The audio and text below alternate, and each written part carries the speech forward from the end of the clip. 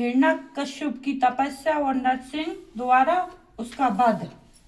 देवता अपने प्राणों की रक्षा की हेतु भगवान वहां से देवता अपने प्राणों की रक्षा के हेतु वहां से भाग खड़े हुए और भगवान श्री हरि विष्णु के पास गए। भगवान श्री हरि विष्णु के पहुंचकर देवताओं ने अपने प्राणों की रक्षा के लिए उनसे प्रार्थना की, अपनी पीड़ा और कष्टों को दूर करने की प्रार्थना की। तब विष्णु ने उन्हें आश्वासन दिया कि वे स्वयं हिरण्यकश्यप का वध करके उन्हें उसके अत्याचारों से मुक्ति दिलाएंगे। भगवान विष्णु के आश्वासन पर देवता उन्हें धन्यवाद देकर वैकुंठ लोक से वापस आ गए। वे अपनी रक्षा के लिए अलग अलग जगहों पर निवास करने लगे। उधर श्री हरि विष्णु ने देवताओं को उनके कष्टों से मुक्ति दिलाने हेतु दैत्यराज हिरण्यकश्यप का संहार करने का निश्चय किया, परंतु ब्रह्मा जी द्वारा दिए गए वरदान को भी उन्हें पूरा करना था। तब विष्णु ने ऐसा रूप धारण किया जो आधा मनुष्य जैसा था और आधा शेर जैसा था। ऐसा अनंत भयानक रूप धारण करके विष्णु जी अग्नि के समान प्रलयकारी नजर आ रहे थे और नरसिंह के रूप में श्री हरि ने दैत्यराज हिरण्यकश्यप की नगरी में प्रवेश किया। उस समय सूर्यास्त का समय हो रहा था।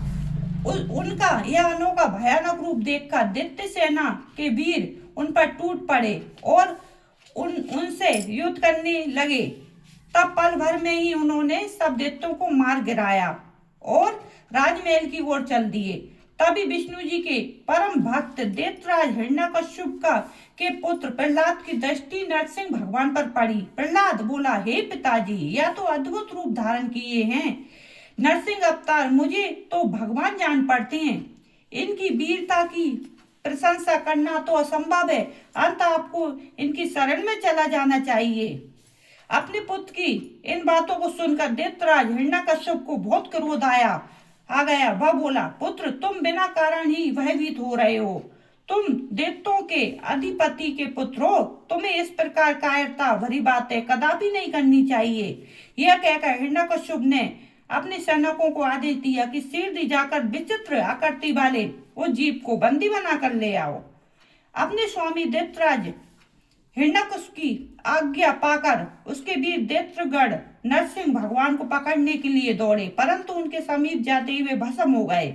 अब दैत्यराज स्वयं युद्ध करने के लिए अपने अस्त्र शस्त्र सहित आगे आए।